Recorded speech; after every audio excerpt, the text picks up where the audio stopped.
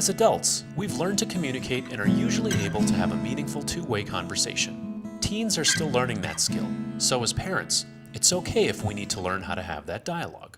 I mean, I think young people are just waiting, like all of us, for the invitation to have meaningful conversations. My role happens a lot more quicker than most, but in a lot of cases, I'd like to say that, you know, we have perfect kids, but we do have kids that have lots of issues and lots of needs. You know, it's hard. I know, being a father myself, I don't always know what's going on with my children but I know what's going on with all the other children. And a lot of times, you know, kids will talk to people other than their parents.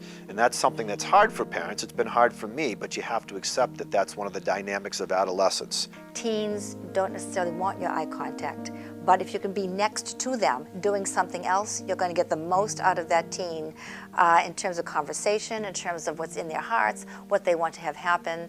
And those are the kinds of little things that we talk about in the Family Network, how to be in relationship with different developmental stages and how to get the best out of ourselves and our kids. Kids a lot of times don't realize, they don't see the full picture. And if you explain it to them in a non-confrontational way, in a way that really is just, this is kind of the way it is, and here's some real stories, it really gets them talking.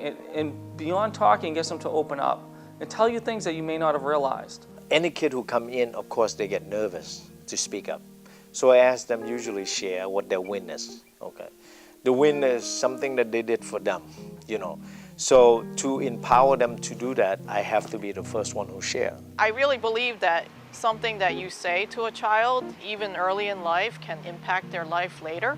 Even young kids really grasp onto it and are really interested in learning about music and how it works and what it means. And a lot of the time they're very familiar with songs and might be able to just sing along with a melody or something, but when I start to explain to them what's going on musically, they get really excited. We have family concerts every Tuesday night at Wrights Pond, and so I am very able and lucky to be able to engage in conversation with young children all the time about the music, about dancing, I bring books with me, about the books we're reading, about gross motor play, about challenging yourself. Being a baseball coach at the high school, you deal with every facet of people with two parents at home, one parent at home, and you know, being to interact. It's not only about baseball, it's being able to teach them how to be young adults and how to handle, you know, adversity. A lot of times I'll get involved with the kids around what's going on with them,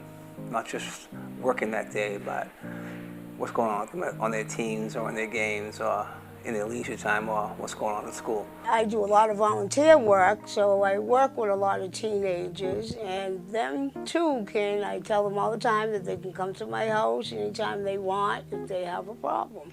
And they do that. Just listen. Listen to what they have to say. Take part in what they're doing. You know, everyone talks about social media. Join social media. Read about social media. Understand the fact that while you're on Facebook, your grandparents may be on Facebook, your high school student probably isn't. Or they have an account that looks like they're on Facebook, but they're really not. And it's understanding that, it's understanding what they're doing, it's understanding what they're doing with Twitter or texting, and you know, really understanding that social media isn't about marketing, but about communication. There should be a joy in getting to know people and a curiosity. I think that's what a curiosity for finding out what is important to every other person and how that relates to you and how you live your life and how you can learn from that.